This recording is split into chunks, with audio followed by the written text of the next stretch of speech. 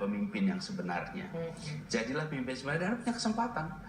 Ikut, anak-anak itu pasti ikut OSIS, akan ikut ekstrakurikuler, akan ikut paskibra. Ini semua adalah kesempatan bagi kakak-kakak kelas untuk nanti berinteraksi dengan adik-adiknya. Jadi jangan khawatir 2 hari ini seakan-akan kesempatan berinteraksi nggak ada. Kesempatan berinteraksi masih ada banyak. Banyak banget. Masih ada banyak. Selain itu kan juga kalau tidak salah itu ada Pak Anies juga menyarankan orang tua itu untuk mengantar anak ke sekolah gitu.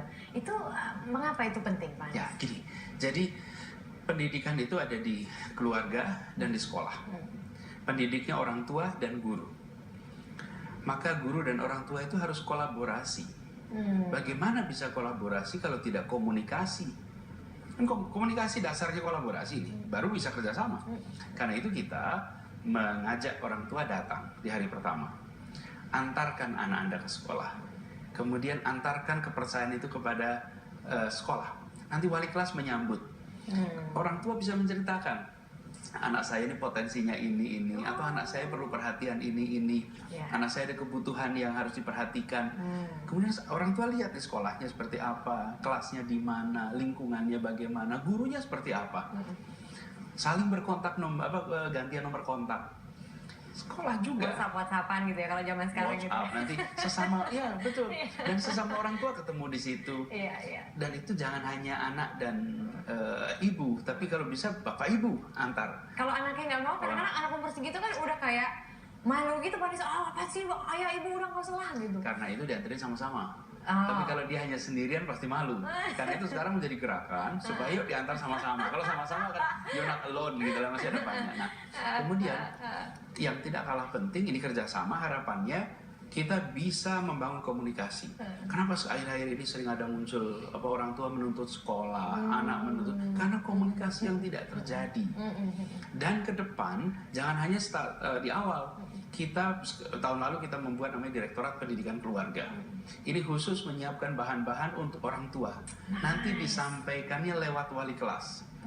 Jadi wali kelas itu bisa mengundang orang tua, terus misalnya naik kelas 2, dijelaskan kelas 2 itu pertumbuhan fisiknya bagaimana, psikisnya seperti apa, sosialnya, akademiknya. Dan ini orang tua mendapatkan bahan-bahan itu, jadi interaksinya ada.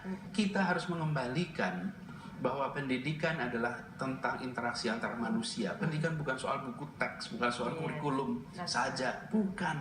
Ini bukan tentang angka-angka, ini tentang manusia berinteraksi. Dan siapa yang harus berinteraksi? Pendidiknya, gurunya, orang tuanya. Dan yang tidak kalah penting, ini kalau penting sekali.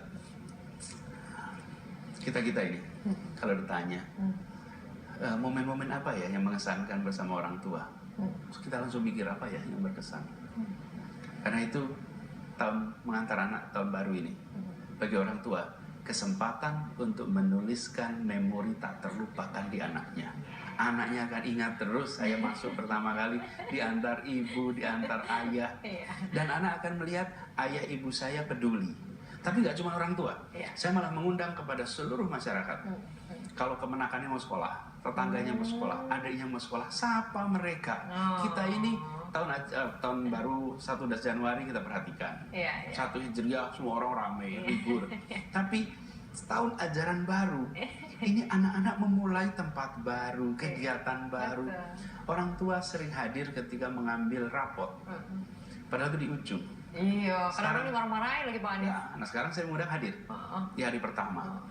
Dan kita bersyukur bahwa banyak orang tua yang merespon juga dengan positif. Tapi ada juga loh beberapa kepala daerah nih Pak Anies, saya mau konfirmasi, ini pertanyaan terakhir saya.